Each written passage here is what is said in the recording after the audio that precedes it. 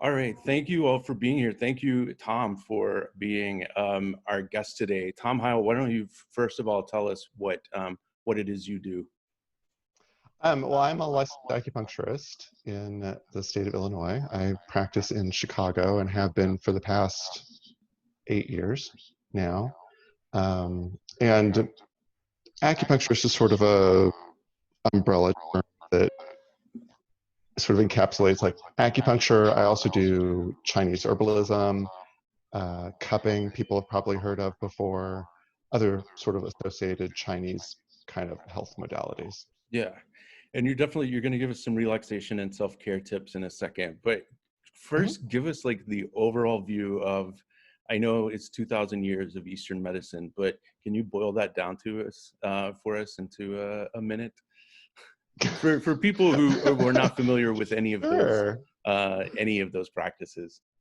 Yeah. Well, I think the most important thing we need to know is that the ancient Chinese had sort of a different way of looking at the physiology of the body, and the main way that the body sort of holds together for in Chinese medicine is through like channels of energy. And we're going to talk about channels of energy today when we're talking about the self-care and the relaxation stuff. So I think that's probably the best way to kind of like get our way into Chinese medicine today. And the channels we're mostly going to be kind of like playing with are the ones that start in our head, then go all the way down our torso, down our legs to our feet. And the idea is that energy moves like along those channels depending on like sort of how we need it to function at the time. And so these channels that start here and in our feet, like sometimes the energy's up here when we need to like think and assess and look and kind of make quick judgments based on what's around us.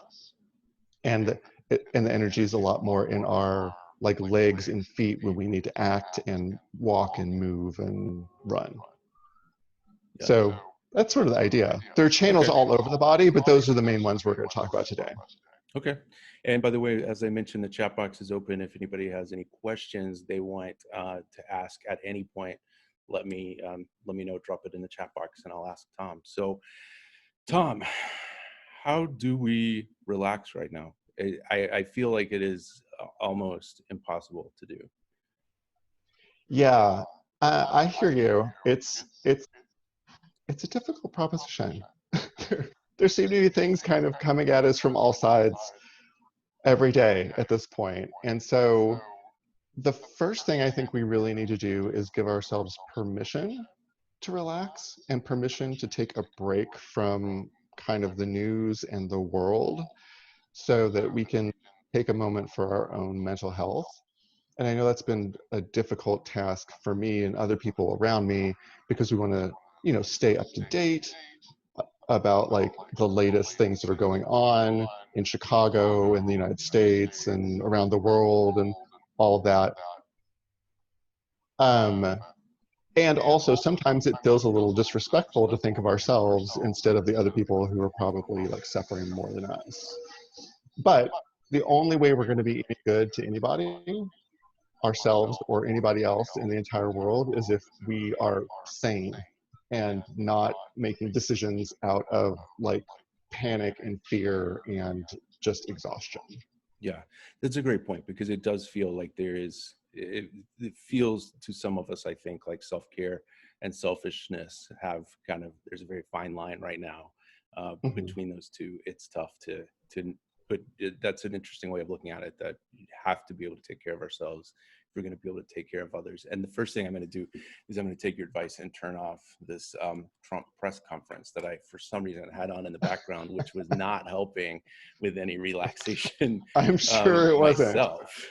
So I know you have some activities for us to do, but we do have one question already. So, and I bet that this is a little more universal than just the person asking it. So, sleep is really awful lately. What are some tips for falling asleep or sleeping better for nights when when she sleeps all night but still feels energetic in the morning? Unenergetic in the morning. I just completely butchered that question. I'm sorry, but so tips That's for okay. sleeping better. I get it. I get it. Yeah. Um, uh, One of the things that's super important about sleep is doing it really consistently. And so even sometimes even when people get like a one good night's sleep, they'll still wake up and feel exhausted because that that night of sleep, the hours they were asleep are completely different than the hours they were asleep the night before. And so like a consistent bedtime is really important, like giving your body that sort of same message over and over and over again. Um, and if you are laying in bed and you can't get to sleep for like half an hour or an hour, then uh, it might be that you need to get back up and do something else and go back to bed, right?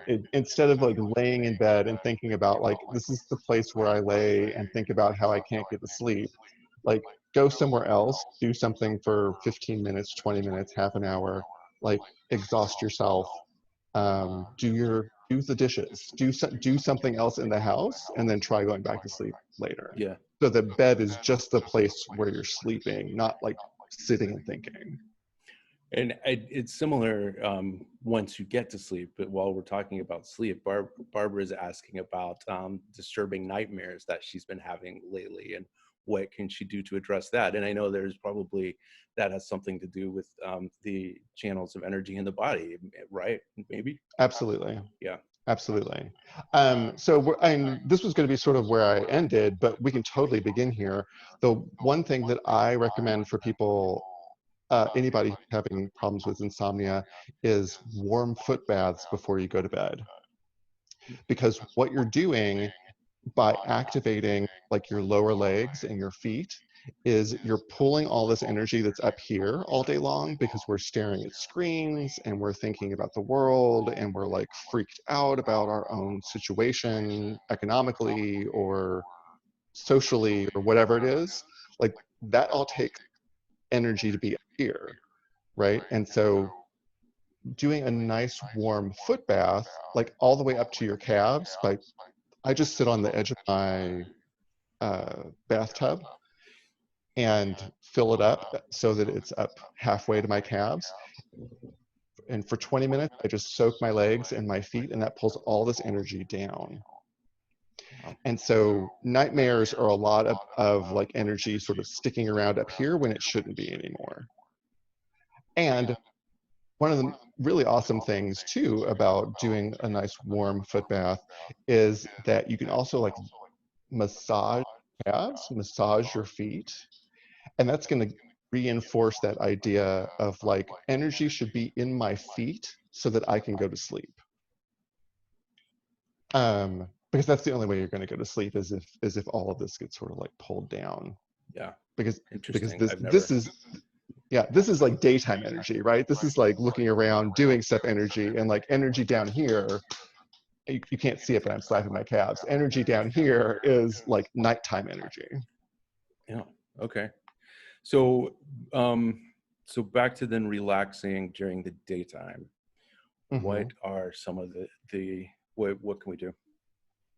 I think it's largely the same sort of idea. Like it's always, for me, like getting things sort of like unstuck here and getting it to move down. And so I think the first thing that we should all do together as a group is make sure that our feet are actually on the ground.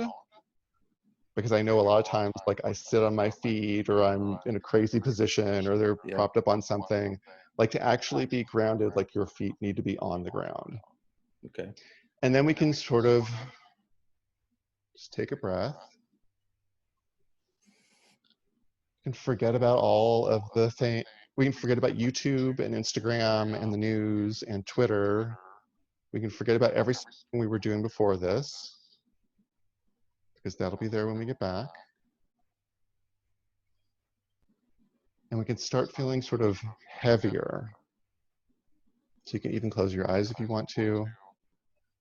Like if you feel the weight of your own skull on your spine,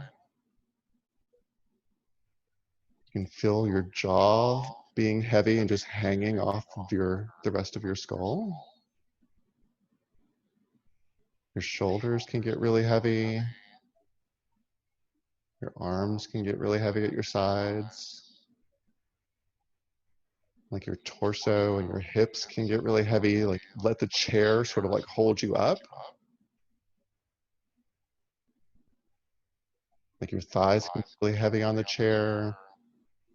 Your lower legs can get really heavy onto your feet, and your feet get really heavy onto the ground.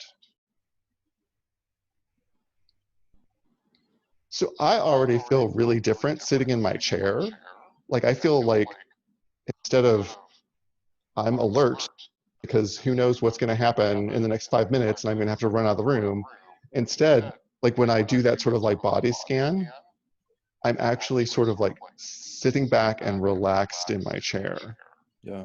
So you can do that body scan whenever you want, and you can be as like thorough or as general as you want. Like you can go through and say like, my eyes are heavy, my ears are heavy, my nose is heavy, my teeth are heavy, my tongue is heavy. Like you can literally go one organ at a time and do all of your internal organs as well. And that is really going to pull energy from up here, like down to your feet. I'm curious if anybody wants to unmute and talk about what that body scan experience was for them just now. But in the meantime, Thom, how often do you think you do that, whether you're conscious of it or not? Is that a daily exercise for you?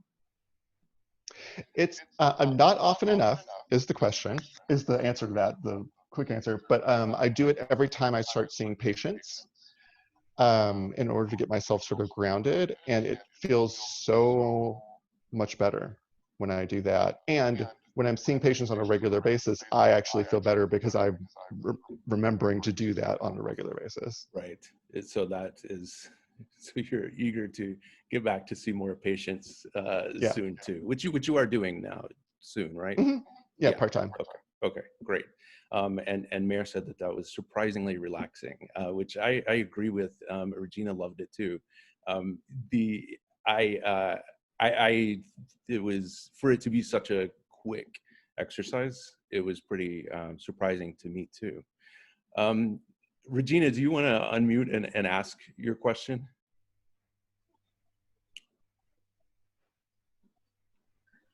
I am so short that my heels rarely touch the ground in most seats, stools, benches, bus seats, everything. And sometimes my feet don't touch at all. So do I make up for that with like stronger visualizing or something?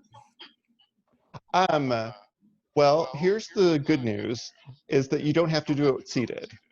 You can do it standing. You can do it when you're laying in bed at night or the first thing in the morning when you wake up. Or you can always sort of sit at the edge of your seat. The sort of like ancient Chinese way of doing this was to sort of sit on the very edge of your seat so that your feet were on the ground, but also like your lower abdomen and stuff were closer to making a line to the ground as opposed to having go through your chair, if that makes sense.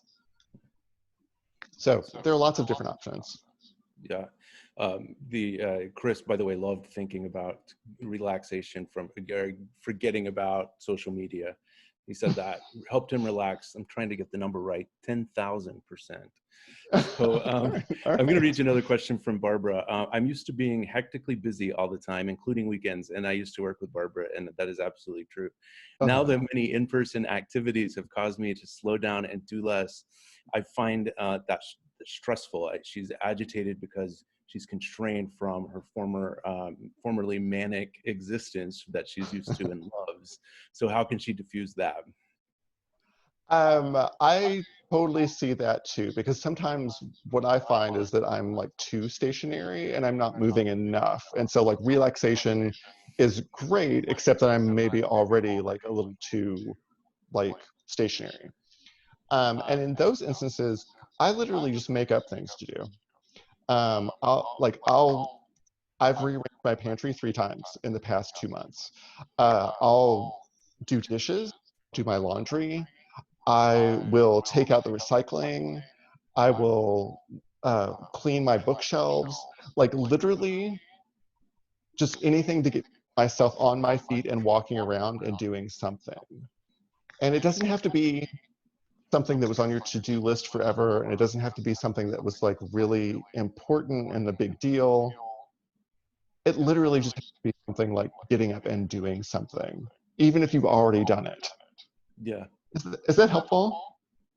Yeah, Yeah, Barbara okay. says it's helpful. Yeah, so it's kind of, to me, it sounds kind of busybody-ish, but I am kind of that way too. Like, of course, I haven't cleaned my apartment, but you know, I could use a little of that. That maybe that is what I need to do this weekend when I'm feeling like I need to get a little exercise, a little bit of Yeah, activity. and something I heard just recently that was super helpful for me is that like the smaller the better. Like it doesn't have to be like, oh, I'm cleaning the kitchen. Because in my head, I'm always like, oh, the kitchen needs to be cleaned, like, ugh, and that makes me feel worse. And then I'm less likely to do it.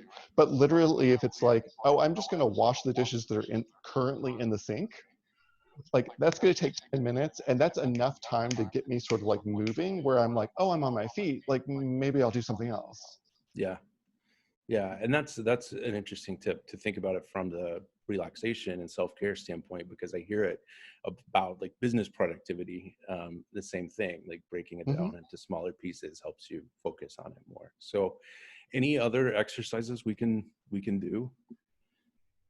Absolutely. The one I love, let me take off my glasses for this one.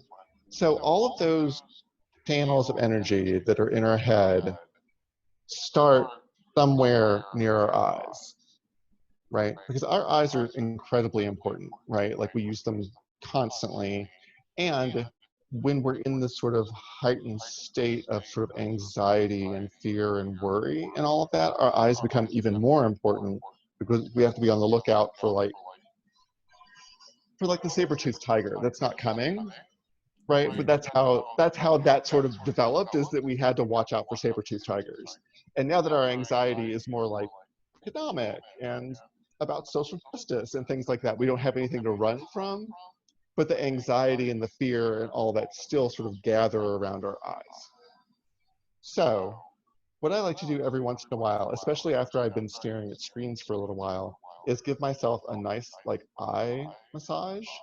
And it's all the way, it's not like up here where your eyebrows are, and it's not where your temples are.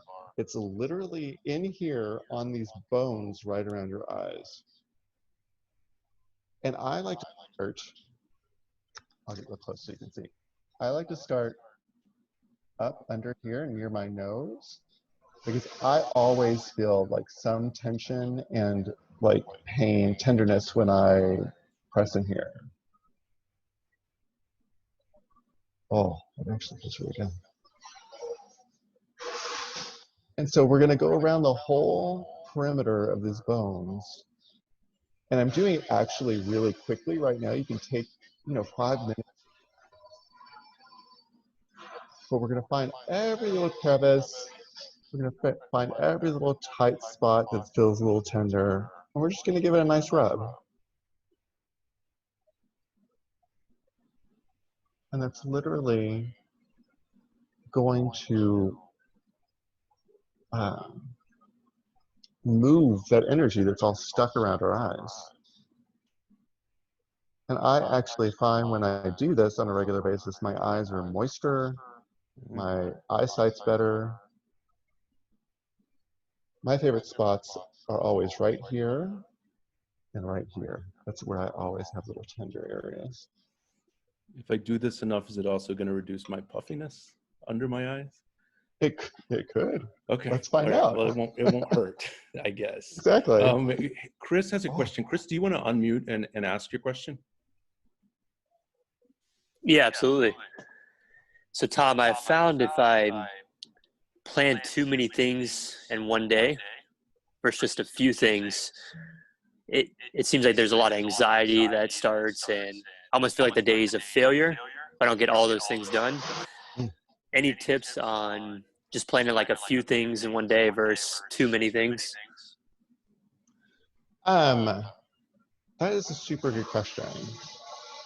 I like to have sort of a rolling to-do list myself, where like I will, like if I don't get a few things done, then I just sort of push them to the next day. Like they aren't really time dependent in the first place.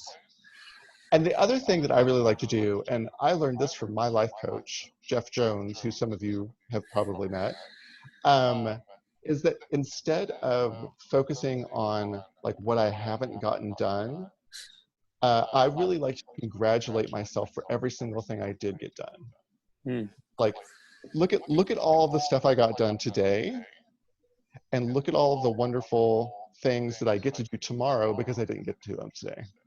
Like, you know, you can sort of turn it around, and you can sort of like keep it all positive about like the things you have done, the things you haven't gotten done, and you know, also be really positive about all the time right now you have to get things done in general. Does that answer your question? Absolutely. I like that outlook or that change of mentality. Yeah. So coffee break is almost over. Thom, what are any closing thoughts you want to share with us, as well as how people can find you? I just want to say that however you're feeling is fine and great. And that's a message that we need to tell ourselves sort of over and over. Because I think a lot of, or at least what I see in my practice, is a lot of illness comes from sort of like fighting our feelings and fighting what's actually happening with us. And so if today you're feeling kind of down and you don't feel like doing a whole lot of stuff, that makes sense. And you can honor that, and then you can go do some dishes. You know what I mean? Like you can just make it really easy on yourself.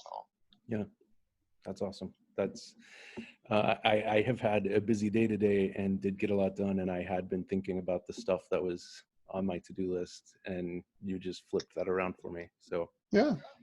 All right. Well, thank you, Thom, so much. I feel like I could talk to you forever, but 30-minute coffee break. So thank you, everybody, for being here. There's more coffee breaks to be announced in June. So I hope to see everybody again and talk to all of you in between, too. So yeah, thank thanks you, for everybody. having me, Randy. And thanks Yeah, everybody for being you. here.